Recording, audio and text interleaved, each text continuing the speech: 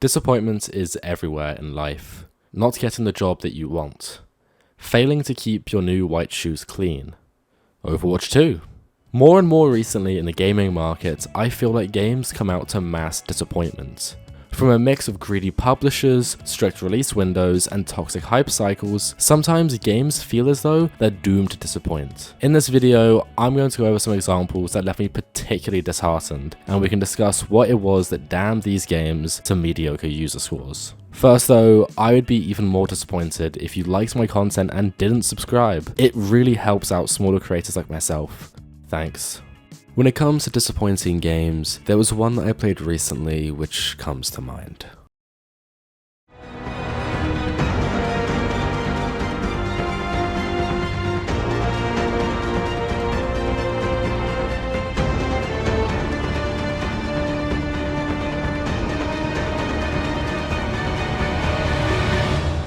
Where to even begin with Gears of War 4? The 2016 sequel to the critically acclaimed trilogy wasn't a bad game by any means. In fact, it was pretty good. But when its predecessors were as genre and decade defining as the first Gears of War games, then it's a high bar to reach. However, even before release, the cracks began to show.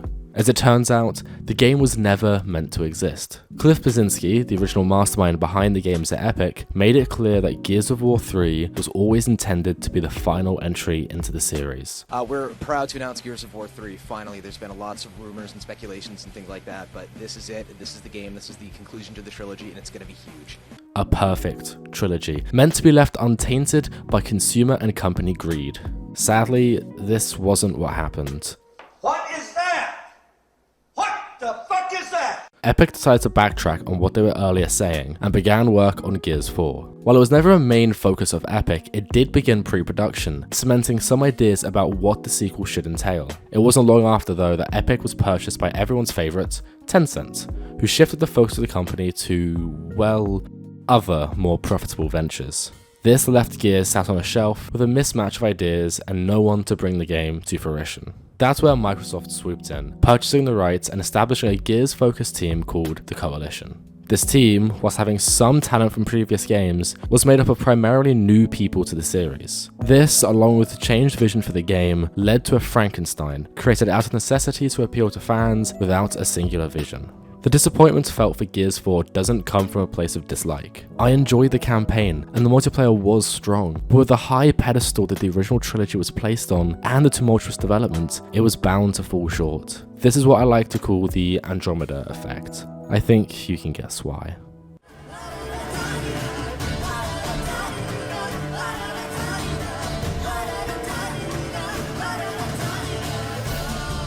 Hype can be a very powerful thing. For developers, it can be the difference between their game being the front of Steam or left in the depths of obscurity. However, misplaced hype or overhype can lead to unreal expectations for a game. An obvious example here is Cyberpunk 2077, where it was being hailed as the next big step forward in gaming. Well, that was technically true. What about the whole No Man's Sky fiasco, where the developers oversold their game's mechanics and features in order to increase pre-orders and profits? These are well-known examples of where hype has negatively impacted a game's reception. But what about a game that was received excellently, but still left me disappointed and disinterested even after multiple attempts at playing it? Well, for me, that game is The Witcher 3.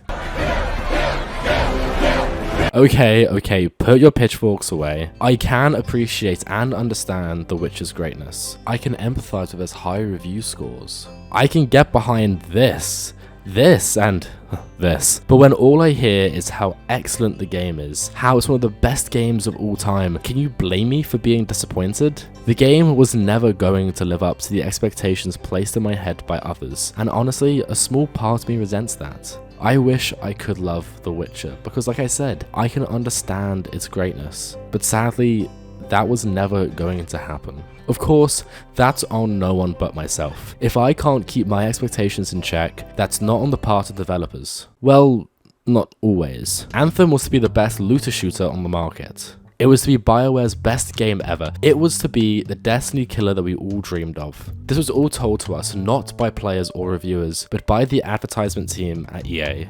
Obviously, the classic side-by-side comparisons of the trailer and the actual game speak volumes, but worst of all are the interviews, promising fresh weekly content, more Javelin types coming soon, and straight-up content that was removed before the final release. The time I spent with Anthem was like trying to put together a puzzle, but half the pieces are missing. The overall picture is discernible, but ultimately, the product is useless and incomplete. Sadly, this story isn't a surprising one. I have no doubt that what BioWare set out to develop and release wasn't meant to be taken down after just 2 years live. The game spent 3 times as long in development, yet had the game been given even more time in the oven, it could have been what they aspired to make. However, a release window was set by their evil overlords, and they had nothing to do but abide. This is Deathloop.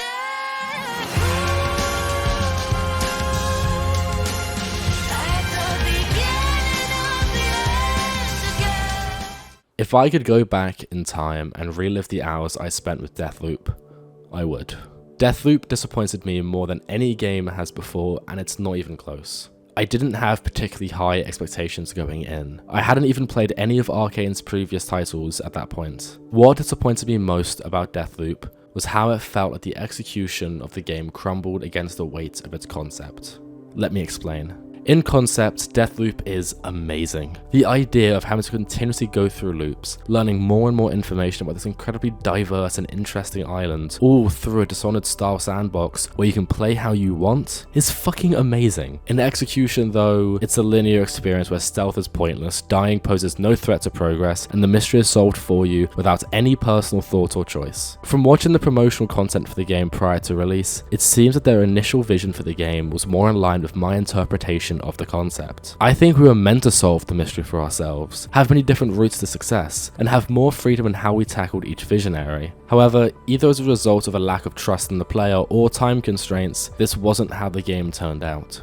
When playing Deathloop, it's like there's 2 games in there. The one I wanted and envisioned, and the one that came true. While what we received was by no means bad, in fact it's still great in parts, I can't help but feel robbed of a game that was possibly never intended to exist.